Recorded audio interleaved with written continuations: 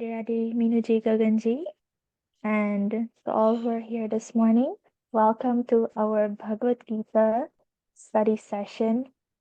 Again, we have another wonderful opportunity to delve deep into the Bhagavad Gita and to relish for ourselves and try to understand the secrets, the so-called secrets that Swamiji has made so available and so accessible to us all.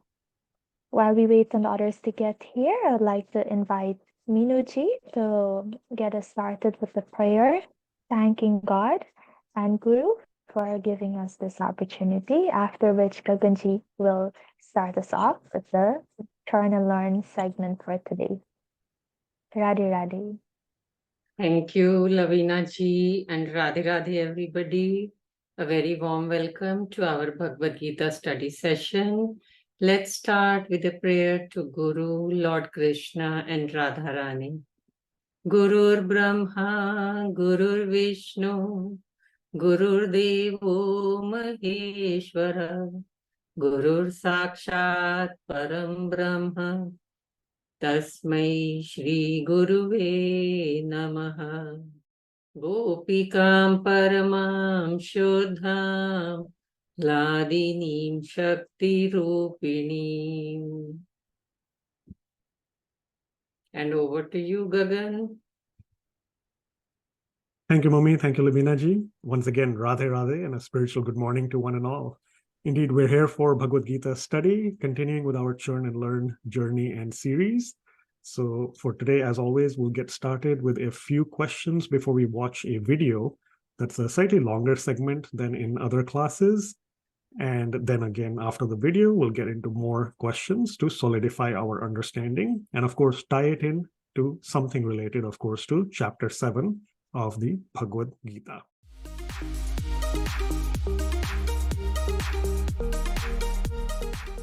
So Shashiji, you can get us started, please. Radhe Radhe. Radhe Radhe Gaganji. The relationship, you have to create a relationship. Mm-hmm. Certainly, yep. Good morning, Shashiji, Auntie. Good morning. Radhe Radhe. So like you said, increase the relationship. Certainly, we'll hang on to that. Thank you so much. And how about Bilji? Good morning, Radhe Radhe. Radhe Radhe, good morning, everybody. So I'm thinking of Swamiji's story about the fellow who finds the ring and thinks it's just a cosmetic ring, and then he finds out it's actually gold, and he loves it more, and then he finds out it's a expensive diamond, and he loves it more. So I'd say knowledge brings us to love more. Right. Are you from Tampa by any chance, Bilji? Well, yeah, you know, there are people here who come out in the morning with their devices, and they walk up and down the beach trying to find stuff. Thank you for sharing that story. And yeah, we'll certainly, after the video, connect all that. But a lot of good responses. So thank you, Bilji, Shashi Auntie. I see in the chat window as well, several people have mentioned, summarizing in a way as well, faith, knowledge, relationship. So all that indeed does seem to be in the correct direction.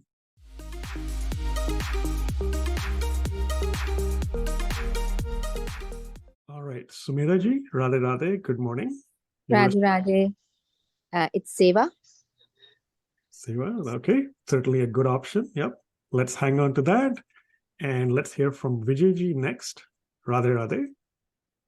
Radhe Radhe. So I would say two things. One is a selfless service, which is sort of JKYog. And the second would be to gather as much knowledge we can about God. Thank you, Radhe Radhe. All right. Thank you, Vijayji. So you said selfless seva, similar to Sumedha ji, and then you added knowledge as well, which interestingly was the response that some people gave for the prior question as well. Okay. Let's hear from Surya ji. Radhe Radhe. Good morning. Radhe Radhe. I think it is chanting and devotional service. Chanting and devotional service. All right. Thank you so much. And Shashiji, Auntie, I know you had raised your hand. We'll quickly hear from you as well. Yeah, I can also add Chintan, contemplation. Mm-hmm. All right, Chintan or contemplation. All right. So yeah, Mummy and I are taking note there. And again, we'll connect all that when we watch the video and have the subsequent discussion. And there are good responses on the chat also, Gagan. Yes, I'm seeing several. Yep. So going backward order, Bilji has said detachment. Chandruji has said worship and surrender to Hari and Guru. Gayatri ji has said seva. Suryaji, he mentioned as well, of course, chanting, devotional service. So yeah, lots of good responses there. Keep them coming, please.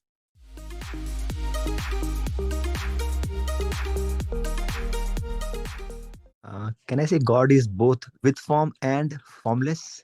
Radhe Radhe. Okay, so you're saying two, I believe, right? Correct. That's correct. Yes. Right. Okay, and you're picking on the word form, which was in double quotes. So you're saying form and formless. All right, we'll store that response. And any one other person would like to try? Sudhakarji has messaged. Yes, Sudhakarji is saying personalized and impersonalized. Seems connected there as well. Yep. Chandruji has said innumerable forms. All right. So yeah, good set of answers there. Lavinaji, let's hear from you.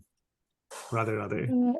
Radhe, since it's in double quotes, I'm thinking like the 6 aspects of the divine of divinity is Nam, Rup, Lila, Gundam, San.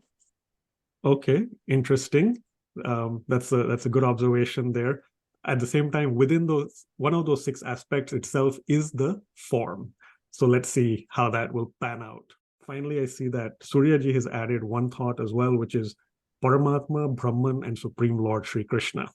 So we'll store that as well. I hope everybody understands the format of the class. These are the 3 questions pre-video. Before watching the video, we ask these questions.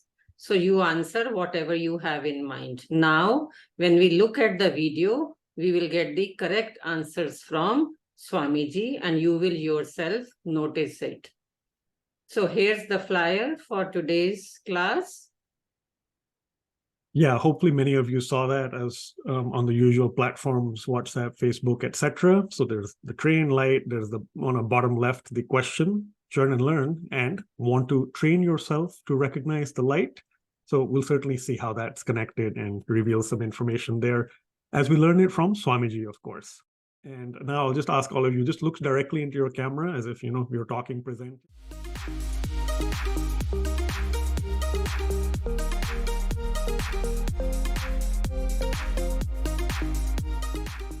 God, an eye-opening lecture on the 3 fundamental aspects of God. I shall not read what is below that.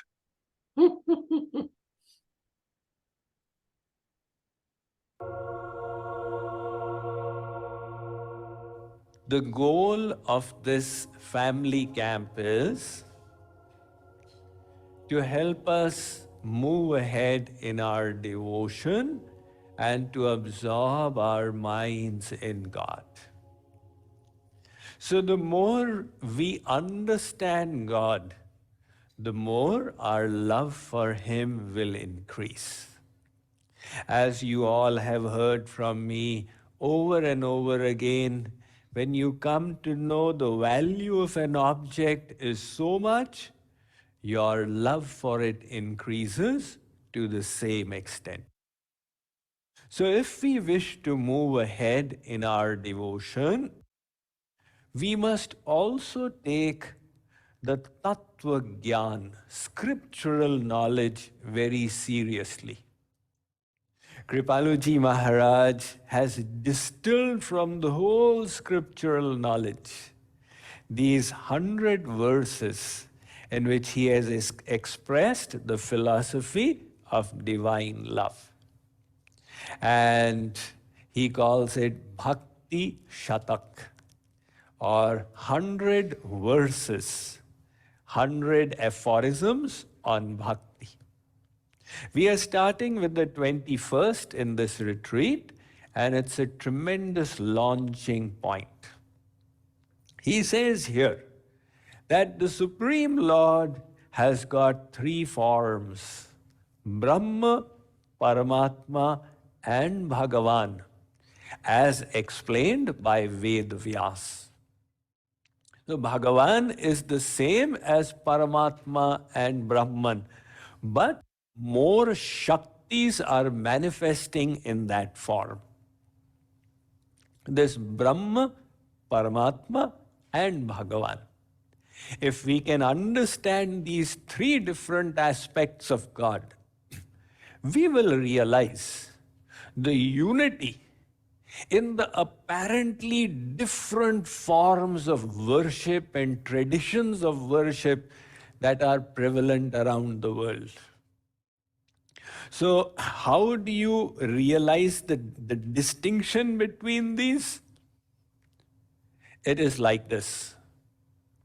Supposing you were standing on a railway track and a train was coming from far at night time. You see the train and it seems like a light is approaching. That huge mass of tens of thousands of tons of steel and iron seems like a light. And when the train comes closer, at that time you see, oh, there's a shimmering form attached to it. Finally, when the train comes and stands on the platform, then you say, oh, this is the Coromandel Express. Now I can see S1, S2, A1, A2. So the train, when viewed from far, was like a light. When viewed from closer, it had a shimmering form. And when it came and stood there, you could see it as it was. Similarly, when you realize God from far, He seems like just a light. And you realize Him from closer, you realize that He's discharging so many functions sitting within us. He's the maintainer of the universe. So He's got His own office work that He is doing, sitting in everybody's hearts. Because He has to note the karmas, He has to keep an account, He has to give the results at the proper time. And He does this without any paperwork. He's got a paperless office in there. But then, in order to share loving pastimes with His devotees, He also manifests in His personal form.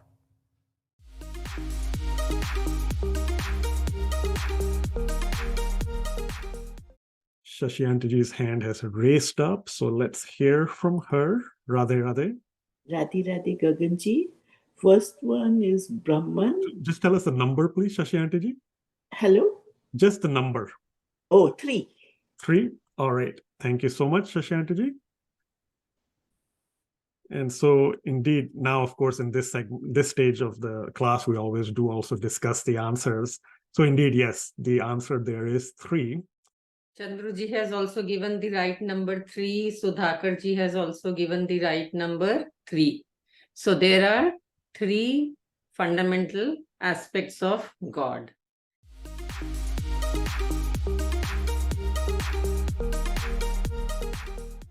One of the form is the super soul or the Paramatma within the personalized or the form of Sri Krishna within you, within all living entities. Okay, got it. So you're talking about the super soul one residing in our hearts. So that the word there is Paramatma, localized in our hearts. Okay, thank you, Suryaji. Lavinaji, you can go next. The other one is Brahman, the one who resides everywhere and is formless too.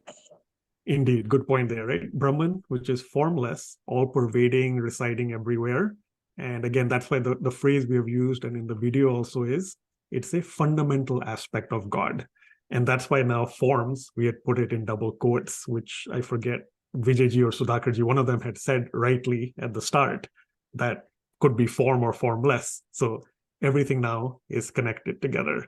So thank you, Lavinaji. That is Brahma or Brahman in English, which is the formless, all-pervading aspect everywhere.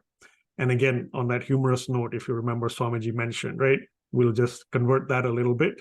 But if you find anybody who can tell you where God is not, then please give them 4 bottles of pure water. All right, that's your challenge. Finally, third fundamental aspect, one different volunteer, perhaps someone who hasn't gone yet. So we already have Brahman, we already have heard Paramatma. Now we are looking for the third form. Okay, Shashi Auntyji, you can go now. Bhagwan, that who descend as a personal form.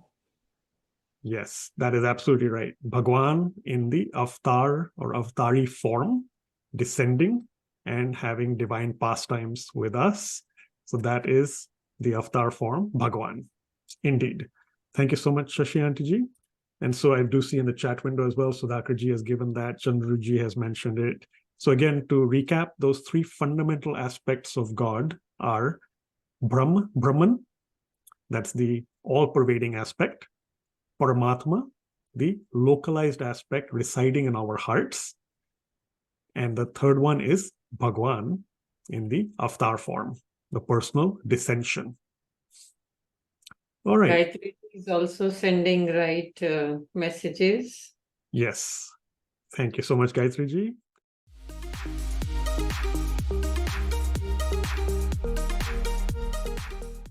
So Paramatma sitting inside keeps note of all the good and the bad that we are doing. Thank you, Radhe Radhe. Thank you, Vijayji. Radhe Radhe. Indeed. Sitting in our hearts, keeping note of the good, the bad that we're doing. So taking note of our karmas. All right. Thank you, Vijayji. How about 2 more key office roles? So Sudhakarji has sent a message. Yep, Gayatri has said karma. Chandruji also works karma. So Bilji, let's hear from you. Another office role, key office role. He distributes the fruits of our karmas. Indeed, he distributes the fruits of our karmas. And what's important there is that he does that at the proper time, right? Could be in a future lifetime. We've talked about prarabdha in the past. So indeed, Bilji, as you rightly said, distributing the fruits of our karmas. What about a third one, which is a little easy to miss, perhaps? It kind of comes in between the first and third, if you think about it. Here's the clue I'll give, because like I said, it's a little easy to miss or sometimes blend it into the first one that we had heard.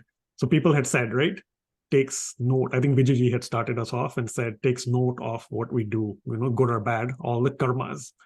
Suppose you make a list. Let's just take an example. You go to the grocery store this weekend. You make a list of all the things you need to buy, but you don't do any tallying.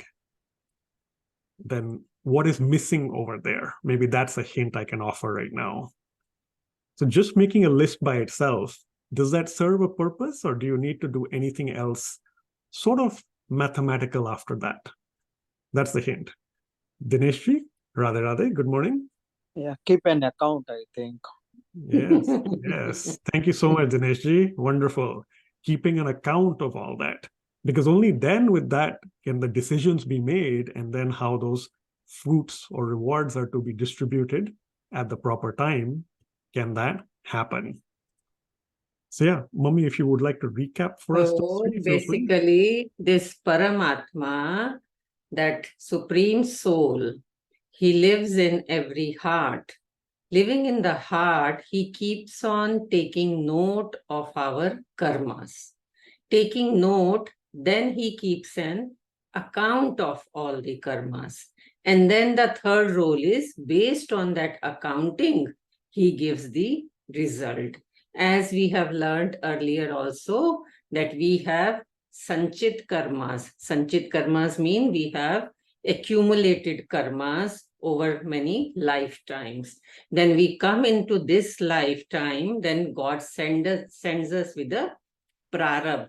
Prarabdha means now God has done the accounting, and he says, in this lifetime, this is the account that you need to exhaust, whether it is good fruit or bad fruit. Okay? But he gives us free will, And then with our Kriyaman karma, that current karmas, whereby with bhakti, we can try to improve upon the results of our karma. So that is the whole system. God has a, as Swamiji says, paperless accounting office. He does paperless lot of office work, taking note of our karmas, keeping account of our karmas, and then giving fruit of our karmas. That is the exact answer based on Swamiji's video, which we just saw the segment of. Okay, so we'll move to the next question.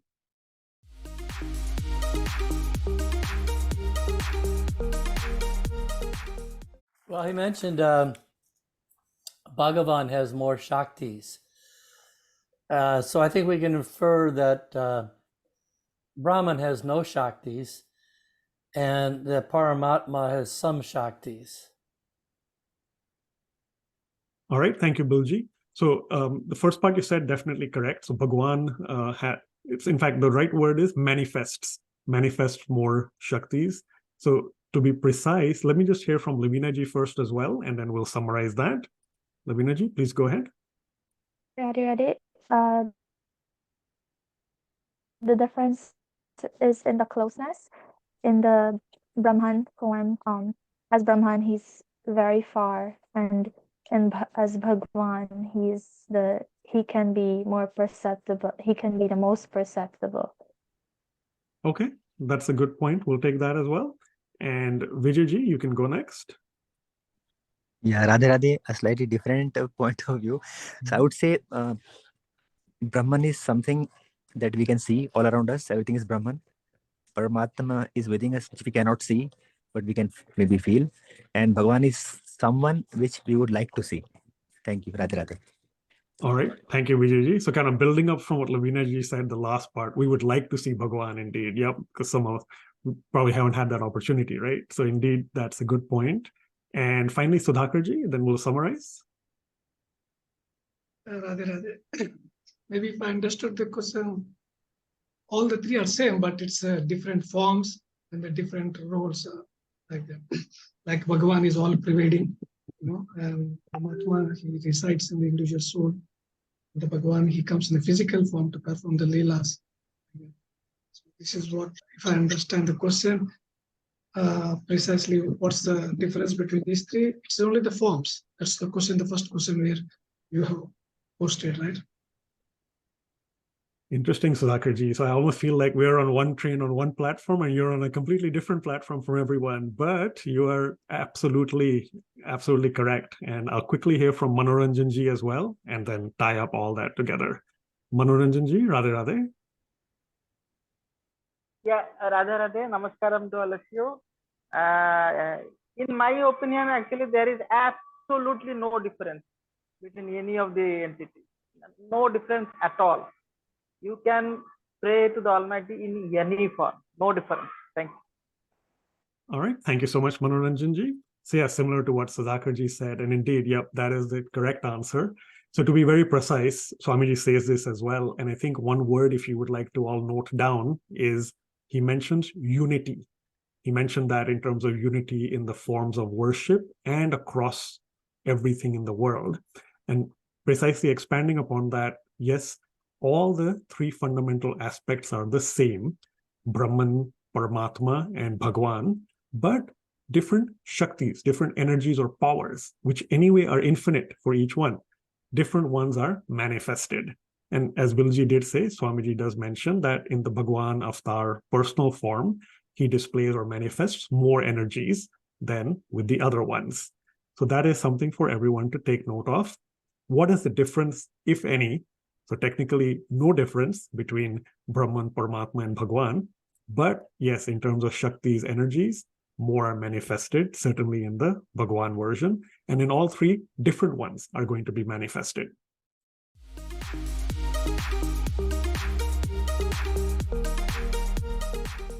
So Swamiji says it means having contradictory viewpoints in the mind at the same time. And in this case,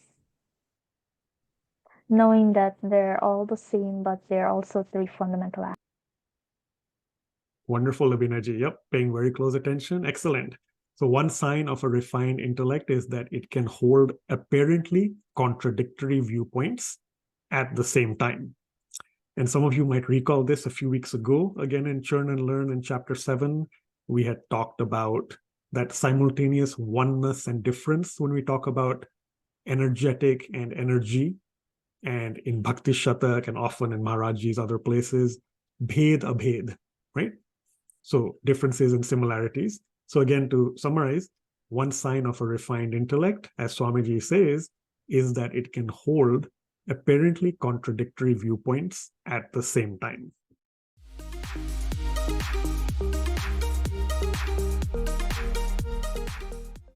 Yeah, so when we look at a train at a very far distance, we just look at the light, the front light of the train, and we just think it's light. But as it approaches closer, we see it's not just the light, but it's the form, the train with a form.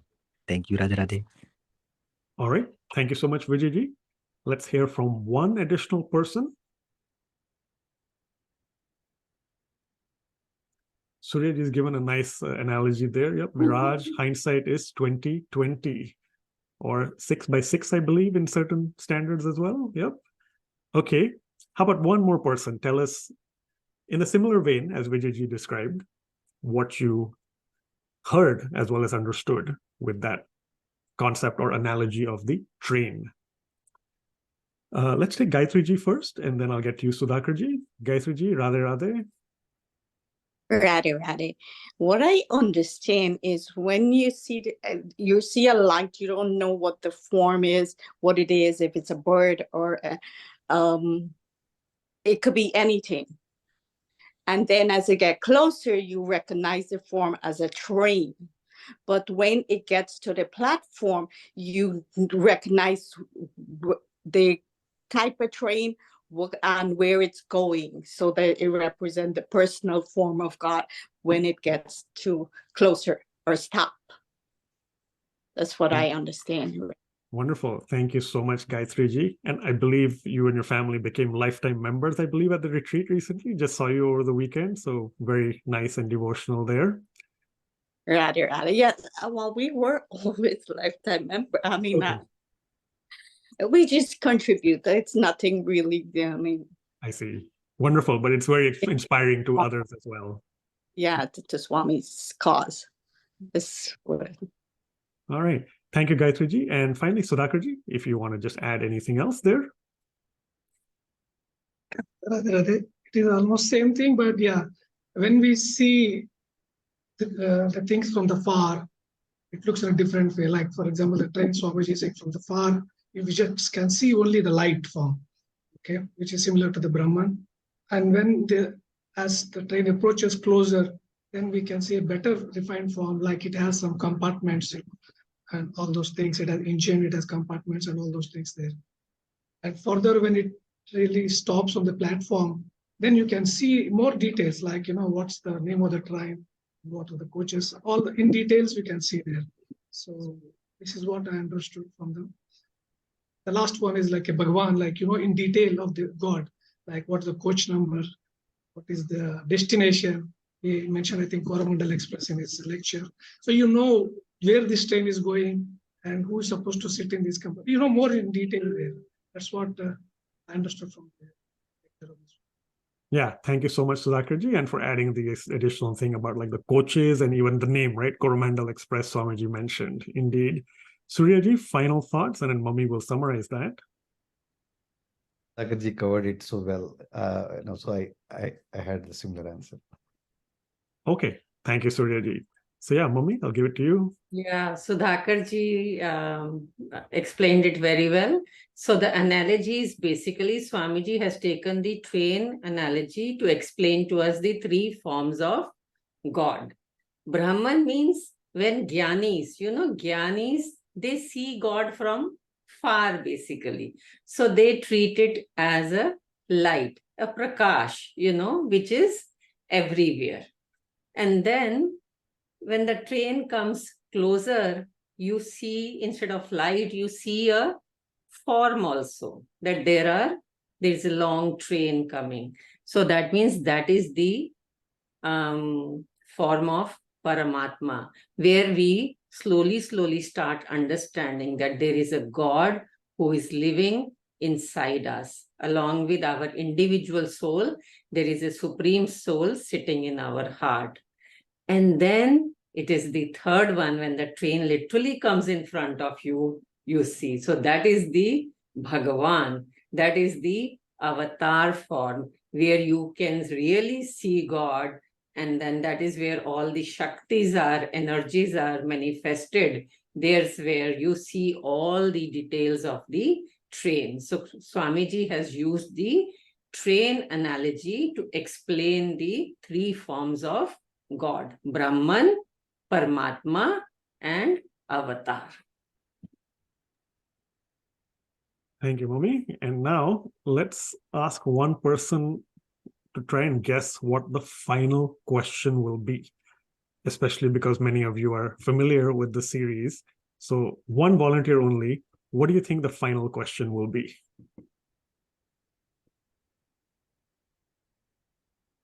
Yeah, any guesses for the final question? All right, Lavina ji, thank you for volunteering. What do you think that final question is? Which verse does this relate to in Bhagavad Gita chapter 7? Yes, absolutely, is what we would have said in a normal week.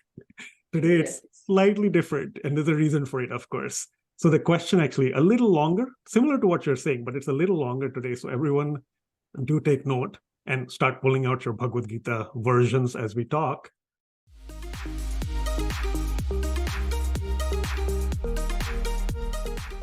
We'll reveal that then in the interest of time. So 26 through 30.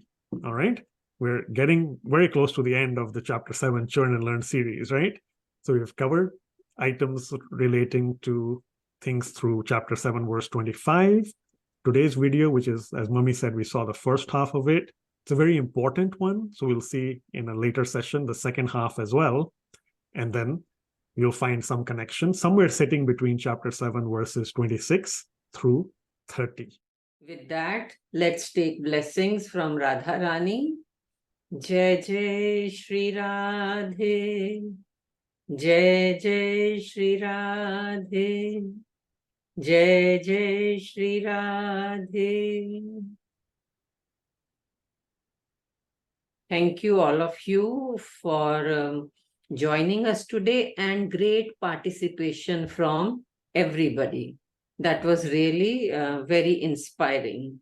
People are all coming forward and engaging in the real discussion of chapter 7. Thanks, Gagan, and thank you, Lavina ji.